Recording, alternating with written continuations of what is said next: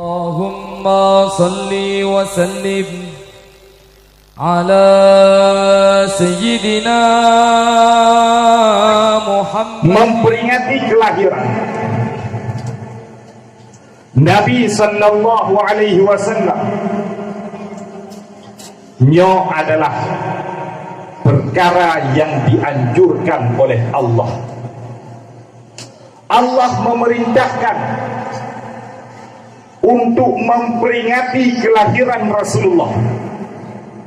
Walaupun naik pegah-pegah, Nabi hanya kebubut, Nabi hanya pernah memperingati maulid, tetapi pada hakikatnya Allah sendiri yang memerintahkan untuk memperingati maulid.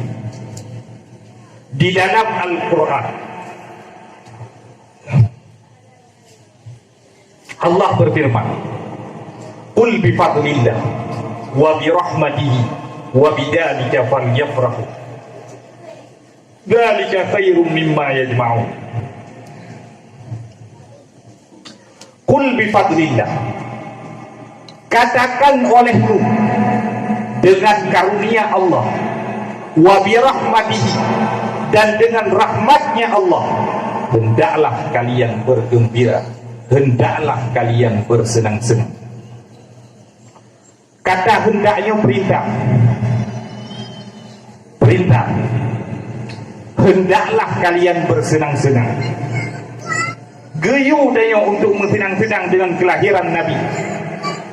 Demahinan menulis fadlillah, karunia Allah, wa bi rahmatihi, rahmat Allah. Pas menulis Nabi, pas menulis peringati kelahiran Nabi.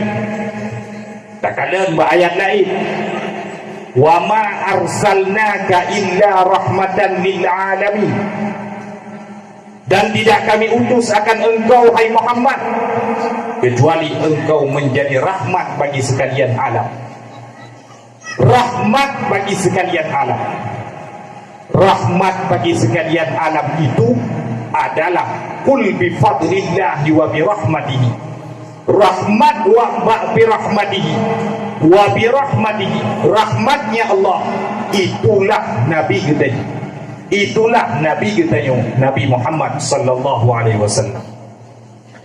Maka seolah-olah makna daripada ayatnya adalah, katakanlah dengan karunia Allah dan dengan kelahiran Rasulullah sallallahu alaihi wasallam, hendaklah kalian bersenang-senang, hendaklah kalian bergembira.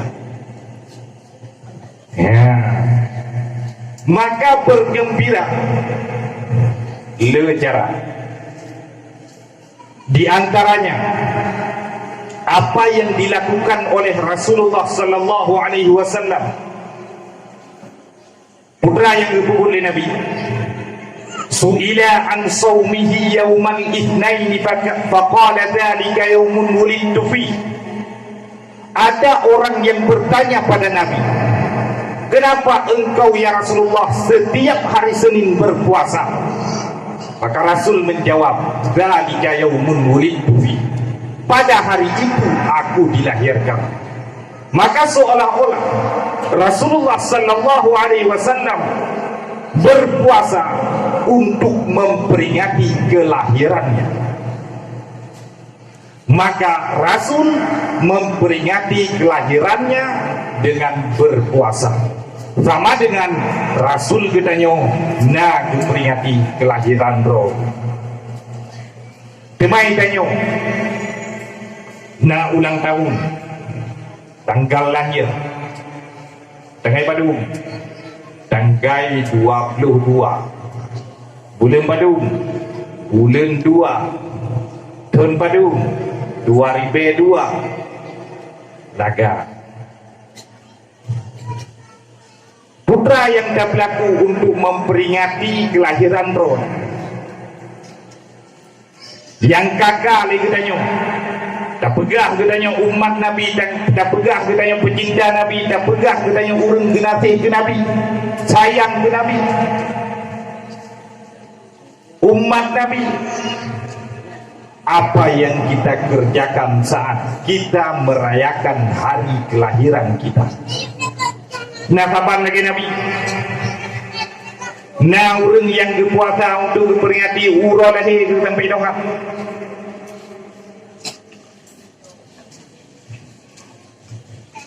Menyonang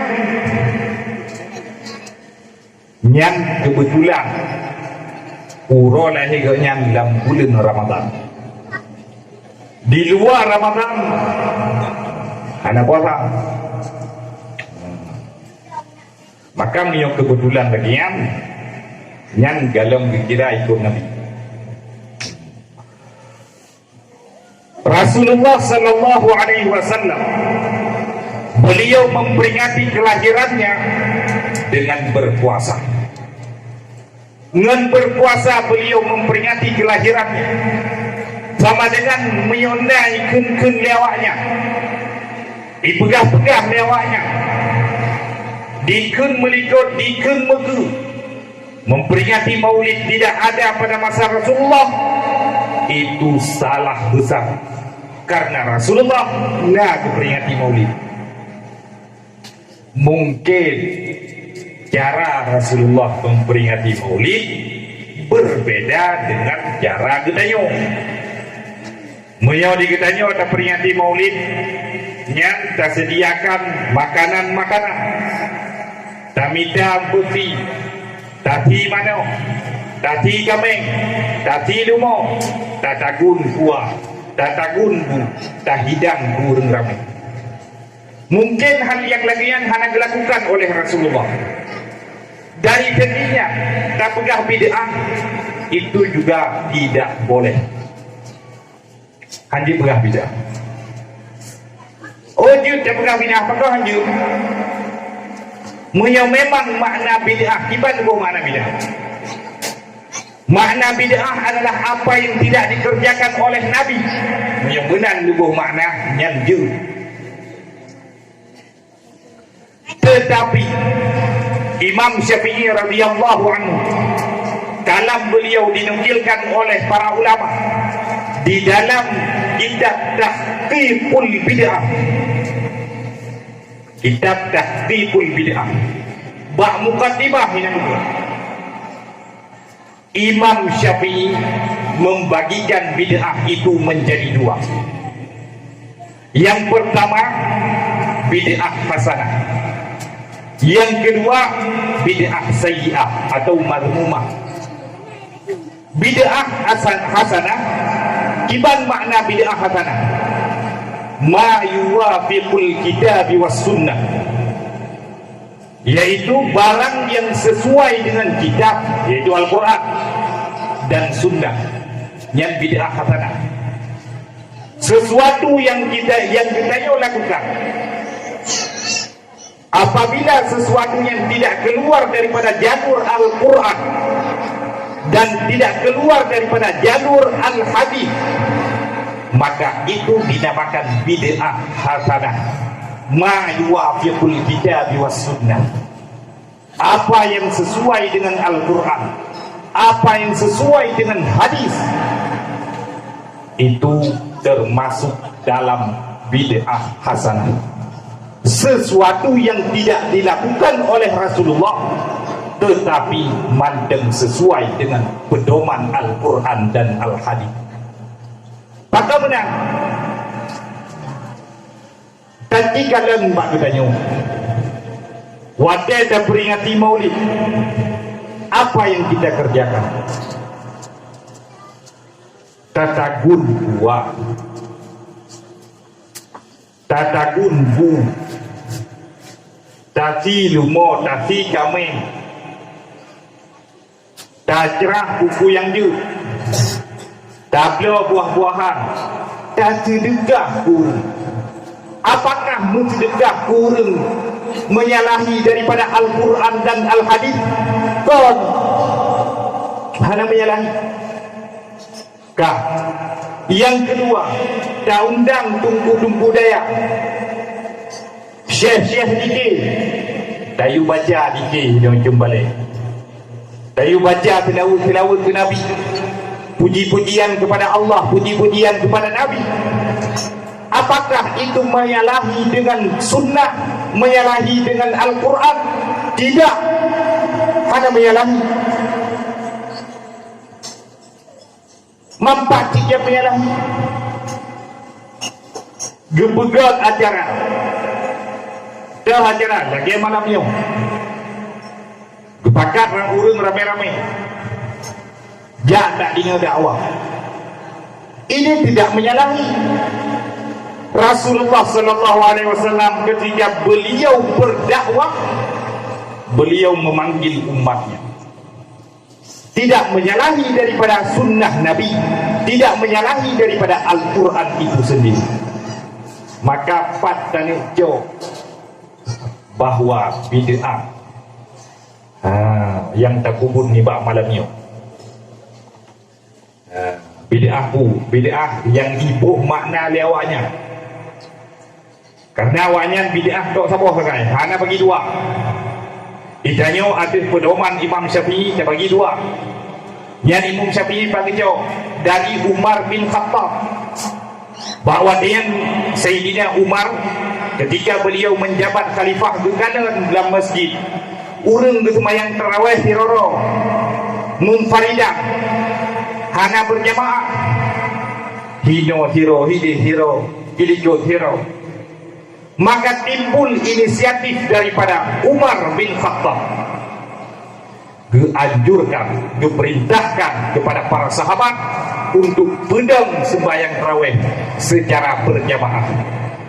Kun Umar, ni'mal bid'ah, ni'matul bid'ah hiya, atau ni'matul bid'ah hadi. Segat-gat bid'ah, nyokuh bid'ah. Maka menyo lagi yang gekenlik Sayyidina Umar, gekenlik beliau na bid'ah, segat-gat bid'ah adalah lagi nyo.